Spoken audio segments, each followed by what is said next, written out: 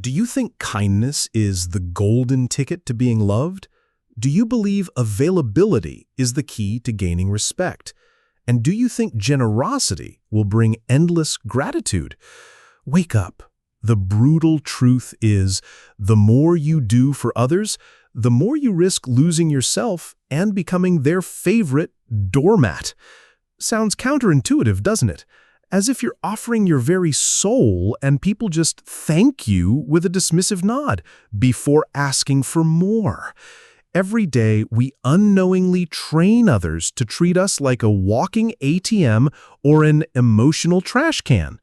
Today, we're going to explore 5 kind acts you might be doing, unknowingly destroying your self-respect, erasing your boundaries, and turning you into everyone's favorite doormat. These aren't just bad habits, they're psychological patterns that subtly signal your time, energy, and dignity are free. Have you ever wondered why confident, strong individuals are always respected without having to try and please anyone? Great philosophers like Confucius, Lao Tzu, and the Western Stoics realized this thousands of years ago. They understood that power lies not in serving, but in setting boundaries. I'm going to show you 5 things you need to stop doing immediately if you want people to start treating you like someone who matters instead of their problem solver. And I warn you, when you stop, some people will hate you for it. Good. That means you're growing and building your backbone. Let's dive into these 5 secrets. Secret 1. Apologizing for taking up space. Stop. Do you often start sentences with, "Sorry to bother you," or "Excuse me, may I?" If so, you're unintentionally putting a free price tag on your self-worth. The first secret you need to uncover is apologizing excessively for your very existence. You apologize for your opinions, your needs, your presence, even for breathing the same air as them. Every unnecessary apology is a small act of self-betrayal. You're implicitly telling the world that your presence is an inconvenience, your needs are burdens, and your thoughts are probably wrong. You're training others to see you as someone who doesn't deserve respect because you clearly don't respect yourself. So how do you break free from this cycle of meaningless apologies without becoming arrogant? According to Confucius philosophy, first examine yourself, then others. If you don't value yourself, don't expect anyone else to. Unless you just spilled coffee on your boss's shirt, otherwise, confidently take up space. You're not a bench warmer, you know? Secret 2. Being everyone's free therapist. Warning, are you turning yourself into a mobile emotional trash can for everyone? If so, you're damaging your mind daily. The second secret, being everyone's free therapist.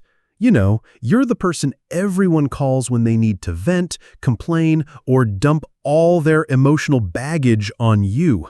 You sit there listening to the same old problems over and over, offering advice they never take, turning yourself into an emotional trash can for others' negativity. The brutal truth is, most people don't want solutions to their problems. They want an audience for their drama. They call you not because you give great advice, but because you're reliable, available, and you won't tell them what they don't want to hear. The consequence? You become their emotional support animal, not their friend. Every time you absorb someone else's negativity, you're contaminating your own mindset. You start your day feeling good, but after a few phone calls from people complaining about their lives, you feel drained, frustrated, and pessimistic. So, how do you escape the emotional trash can role without being seen as heartless? Zen master Thich Nhat Hanh once said, "You cannot fill a cup that is already full. You cannot build your own mental strength if you are constantly carrying other people's emotional weight. Unless you have a degree and they're paying you by the hour, otherwise, Let them solve their own problems. You're not a 1080 hotline, you know. The solution is simple but brutal. Stop being available for every emotional crisis. When someone starts dumping their problems on you, redirect them. That sounds tough. What are you going to do about it? Don't offer solutions.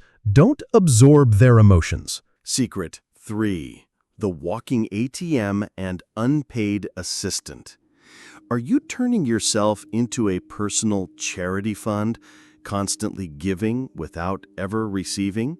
If so, you're devaluing yourself in the eyes of others. The third secret. Lending money and doing favors for people who never returned the gesture. You know these people. They're always broke when the bill comes, always need help moving, always have emergencies that require your time or money.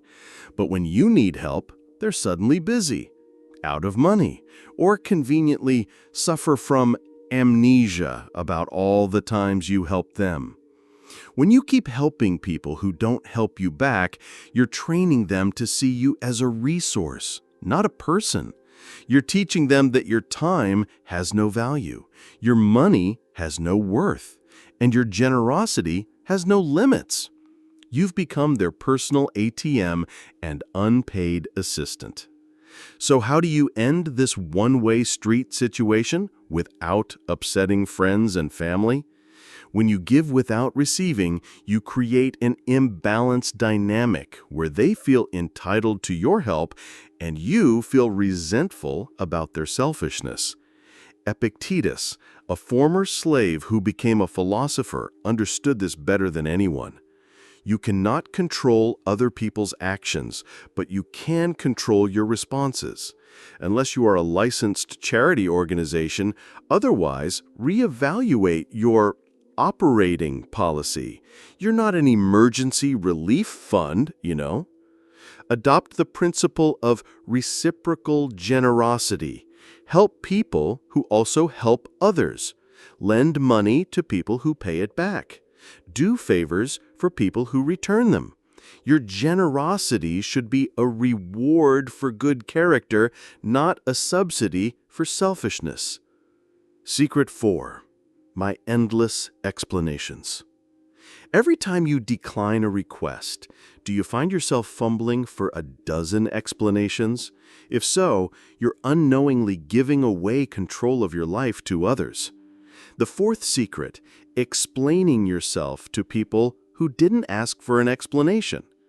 Every time you justify your decisions, defend your choices, or provide a dissertation about why you can't do something, you're basically announcing to the world that you don't believe you have the right to make your own decisions. Listen to yourself next time someone asks you for something you don't want to do. Instead of just saying no, you'll likely launch into a detailed explanation. Well, I'd love to help, but I have this thing, and then there's this other situation, and I'm really sorry, but maybe next time.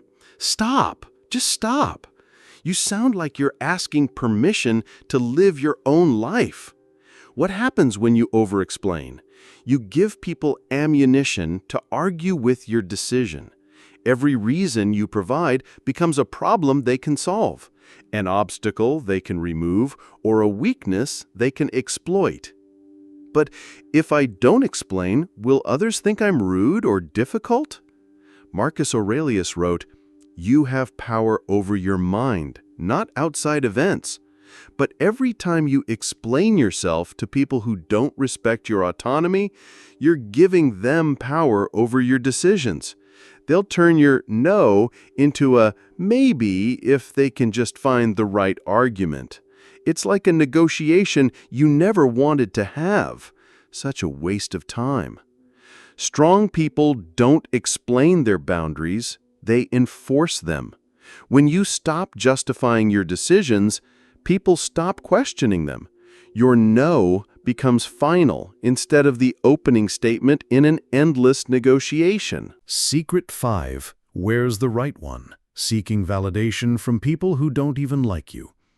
You constantly try to prove your worth to those who've already decided you're not worth their time. You change opinions based on who's in the room, laugh at unfunny jokes, agree with things you don't believe. You're performing a version of yourself you think others will approve of. You become a talented actor on someone else's stage, forgetting your own play. The result? You get addicted to others' opinions while losing touch with your own values. Lao Tzu said, "He who knows himself is enlightened." The more you seek external approval, the less you approve of yourself. The more you try to be liked by everyone, the less you like who you're becoming. It's like trying to please a grumpy kitten. You'll only get a disdainful glance and a scratch. Stop seeking external validation. Start developing internal strength. Stop apologizing for being yourself. People will start respecting who you actually are. What happens next? When you stop these 5 things, what happens? Initially, people will be confused and likely angry. They're used to you explaining yourself, absorbing their problems, giving without receiving, and apologizing for existing. When you suddenly start acting like someone who values themselves, they'll push back hard. Some will call you selfish for having boundaries. Others will say you've changed, you're not the same person. They're right, you're not the same. You're no longer their emotional support system, their free bank, their unpaid therapist, or their validation dispenser. You're finally becoming someone who respects themselves enough to demand respect from others. And here's the beautiful part. Those who truly care will respect your boundaries. They'll appreciate you're no longer a pushover. They'll value your time more because it's no longer unlimited. Your relationships will become healthier because they'll finally be balanced. Self-respect isn't selfish, it's essential. You can't give what you don't have. If you don't respect yourself, you can't teach others to respect you. Stop being their doormat. Start commanding respect. Stop worrying about what others think of your boundaries. Stop explaining your decisions to people who won't respect them anyway. Stop being everyone's solution and start making yourself your own priority. If you're ready to transform from everyone's doormat to someone who commands the respect you deserve, subscribe now. And if these secrets hit home, your next step is crucial. I'm revealing the 3 phrases that instantly shut down boundary violations in my next video. You won't want to miss it. Which of these 5 resonated most with you? Let me know in the comments.